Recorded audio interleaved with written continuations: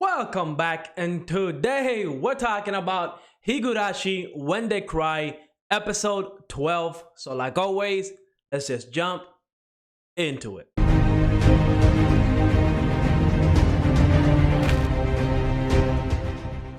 Episode 12 of Higurashi. Once again, we are dealing with the Satoko situation. Her uncle is abusing her physically, mentally. I mean, she literally had a huge meltdown last episode, and it's definitely not good for a kid, right? Like the environment she's in is not good for a kid. But we have to remember, right? We are only getting one side of the story. We don't know the full picture, right? We don't know what's going on within her family. We do know that her parents, they were in an accident. I'm guessing it was not an accident, right? Because they were the Hojos and they supported the dam while the whole town really didn't. So in this episode, we learned that the Hojos were considered like the arch enemy of the village, right? Because they were in support of the dam while the village council were literally against the Hojos, and they hate them. Some of them hate them till this day, right? Even though they're dead, they still hate the Hojos and they don't want to be involved with any of the Hojos, right? So again, we just don't know the full story. I do think the best course of action right now is to get Satoko away from her uncle, right? Because she is having mental breakdowns,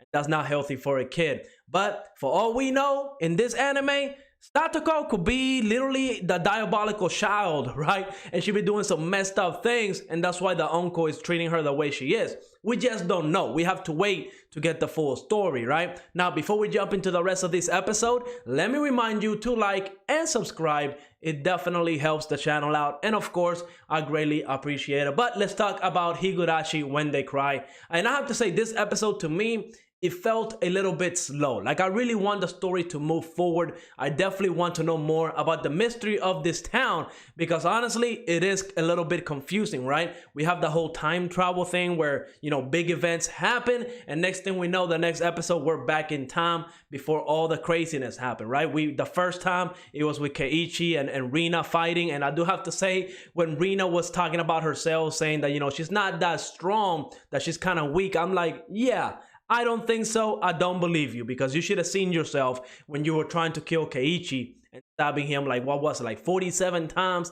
So yeah, I was like kind of chuckling at the little statement that she made, because it's just absolutely bonkers, right? But this episode, it was really all about just trying to rescue Satoko and talking to child services. We see all the people that have gathered in order to fight for Satoko, right? Because they really don't like the situation that she's in, and the government, child services, are not really listening to all these people, because they believe that the village council, all the elders, right, like the important people, the leaders of this town, the government believes they are on their side. It looks like there's some type of exchange, either money, services, or something, because the village council, they're not too keen on helping out Keiichi, right? And it wasn't until Keiichi started, you know, using their own statements, like, you know, being one, like being a group, protecting each other and all that stuff, right? Everything that they were fighting for in the war dam, I don't know why they call it that, right? The dam war.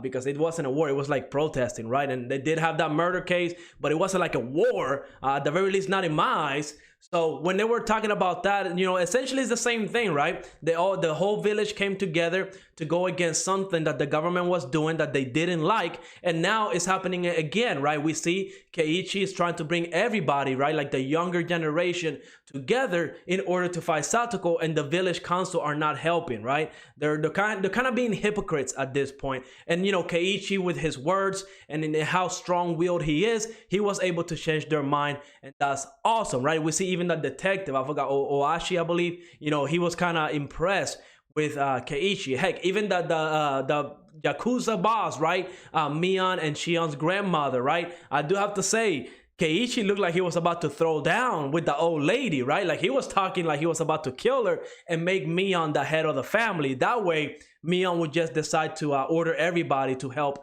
Satoko, right? Because they needed that approval in order to get the village council to kind of, support Keiichi publicly. That way the government would, I guess, step up their game and actually help Satoko now rather than wait a couple months. Because again, we just don't know what could happen in a couple months, right? For all we know, if they wait that long, you know, she will be like, her mental state would just be beyond repair. And of course, Keiichi doesn't want a friend, especially a child, to have to go through that. So him fighting and trying to go to throw down with the old lady, it was funny, but it was a very serious moment. And of course, the old lady trying to get some of her bodyguards to kill Keiichi. I mean, it's crazy, right? And they didn't mention the well, right? I believe it was like 3 episodes ago with the whole Mion Shion situation where, you know, there was a lot of bodies in that well. So of course, that's a little hint. We know that well has been used. It's probably still being used to hide bodies.